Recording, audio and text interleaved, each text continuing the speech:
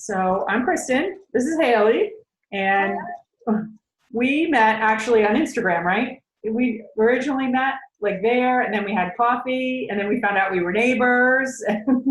Yep. Long line going on next door. Yeah. And then we decided we hosted the dinner together for the Little Compton Community Center fundraiser, Yep. which was awesome. That was fun. So I forgot all about that until now. That was like good. So long ago. Yeah. We're all together in the same room. Right. Maybe by next year when they're doing it again, we can. That would be nice. Yeah. So let's open up. We'll look at Haley's Instagram page so we can see all of her deliciousness. And then, so Haley is personal chef, and she owns the Holistic Trip. So do you want to tell us a little bit about what you do? And well, I know how amazing your food is, but Yeah, so I've been a personal chef for the past like 2.5 years now. I've been cooking in clients' homes, lots of different, clients, meat and potatoes people, vegetarian, athletes, people trying to lose weight, people trying to gain weight, kind of all tailored to whatever the client needs, whatever their wellness goal is, per se. And some people just don't like to cook and they just want somebody to come in and cook for them. So there's that too. Done a lot of dinner parties, a few retreats, some like nonprofit work, a few cooking classes here and there. And with the whole coronavirus thing going on, I've kind of pivoted a little bit and offered a meal delivery service.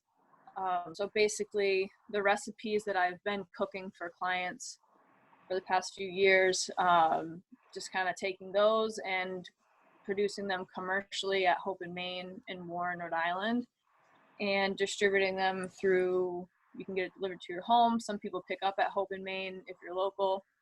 Trying to find maybe new avenues of distribution, but just kind of getting my feet wet in the commercial kitchen, producing more than just 4 pieces of a recipe at a time. So I guess like in the home I used to cook 4 portions of, say, this is the beef stroganoff, and now I have a lot of people ordering at once, so maybe I'm cooking 20 or 40 or 50 portions of it at one time. So that's right. Kind of it's different, obviously, but I have some experience cooking for catering events. I used to work at Foster Country Club, and we did a lot of weddings there, up to 200 people. So I had some experience in cooking in bulk from there. I also worked in a commissary in baking school, but I was more of like a baking commissary.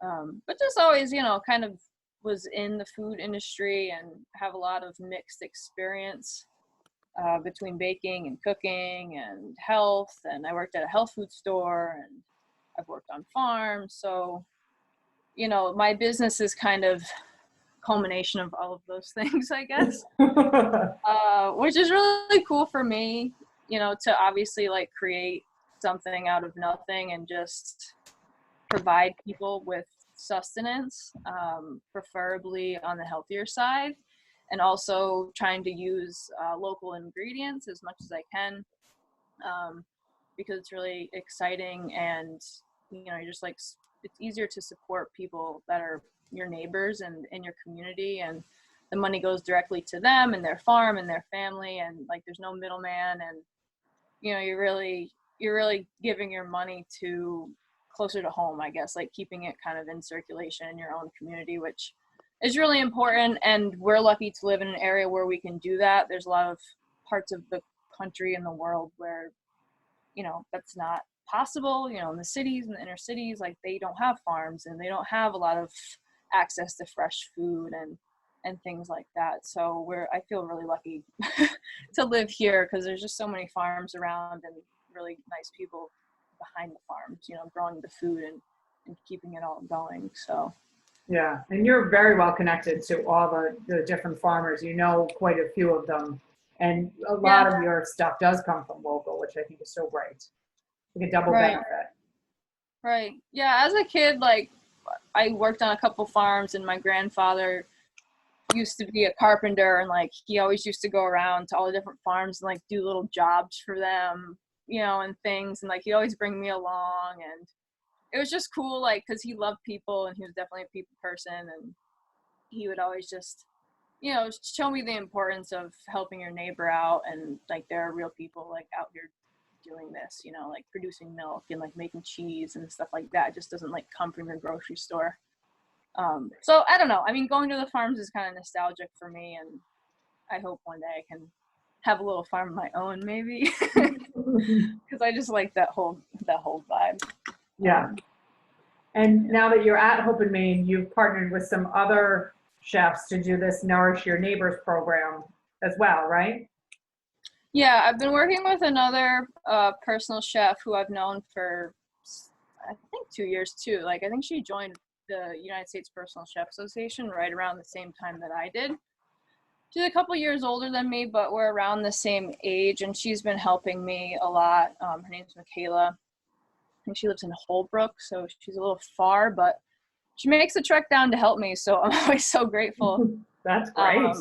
Yeah, and I also work with a woman that my dad used to date for a very long time, so she's kind of like my stepmom. Her name's Ellen, and she's actually a yoga instructor. She owns a yoga studio in Foster, Rhode Island, and they're closed down right now with the whole COVID thing. So she's just like teaching virtual classes, and I think she's on unemployment now too, because like she wasn't charging for her classes, and she basically is like she has no income. Yeah. So I don't know how long she'll stay with me or what the dealio is with that. Everybody's kind of like in limbo with, working, and, I don't know if I'm ready to offer somebody full time yet. Like, they definitely have to be the right person. Yeah.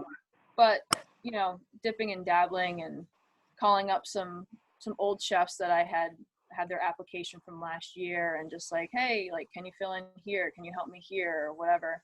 Mm-hmm. Which is good, it gets me meeting new people and working in the kitchen with new people and seeing different skill sets. So, Right. yeah, but it's a great initiative. I think for $8 you can pay. I don't know if people have to pay, actually. I don't think they have to pay, but I think they can. I don't know. I think it goes both ways. Like, if you want to pay and like donate, so the program can continue, you can do that. But I think if you're like down and out, you can just like, here's a meal, like, we're here to feed you. Yeah. But it was basically like a big fundraiser through 401 Gives, and Hope and Main was one of the biggest, like, people that raised the most money Yeah. for this whole initiative. And so all the meal prep companies at Hope and Main are kind of pitching in and taking different weekends to cook meals, and it's also bringing me, side income as well. The delivery thing, to really make money with it, I have to have volume, so I have to have orders. And a lot of my previous clients that I was cooking for in the home have been ordering, which is awesome. Like, they've been supporting me through the whole thing. Mm-hmm. But I guess it's just like getting new people, getting the word out, like, who is this person, doing this thing. And it's tough, it's like to market yourself and do everything for your business, and then just try to get the orders enough to like make it worth your while and everything. So the Nourish Neighbors thing has been a great supplemental thing and a good learning experience. They don't charge us to rent their kitchen for this, so it's basically just like I pay my staff, I pay the food cost, and figure the rest out. Right. So it gives me a lot of experience to test out the kitchen. And Oh, I didn't even thought of that. Yeah, that makes a lot of sense. It all happened like when this whole thing started happening. I like called them because I was already in their training program, and I was like, hey, like, we were supposed to go to the Azores in April, and I was gonna, kickstart things after that, the delivery thing, and just like getting my license and everything, and that got, the Azores thing got canceled, obviously. Yeah. And so I called them and I was like, hey, I want to get my licensing. Like, can we fill out the application, like send everything in? And they were like, yeah, sure. Like, let's get you going. I wanted to continue to serve like my in-home people in some way, so that's what I did. I just started cooking for them, and then just, open it up to whoever wanted to order. So it has been a little bit slow getting going, but Yeah. this week I've gotten, I think, 3 new people that I don't even know who they are who ordered. So Oh, that's great. really cool for me. I'm like, hey, I don't know you, but like, cool. You know? Well, because I mean, if you look at the what you make, and I mean, it's not only is it beautiful, but it's so delicious. And I mean, you have the Mhm. best of both because the presentation is also so pretty. So, and I think that makes it, and just to look at how nicely you set things up here, it's very impressive. So somebody who does come across you goes, oh, look at all the care and attention you put into all these little tiny details at the end. So. Mhm. Right. And It'll it's work. tough. Like, it's tough to get fresh, like healthy, like somewhat healthy food Yeah. around here. Like we were looking at takeout the other day, and it's like there's really not a lot. It's like Chinese or Portuguese food. It's like, do you want potatoes or rice?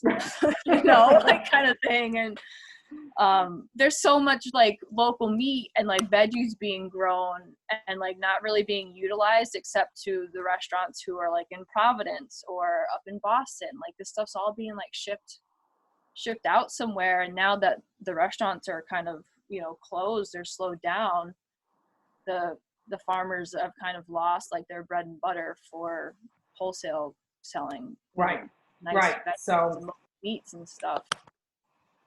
yeah, definitely.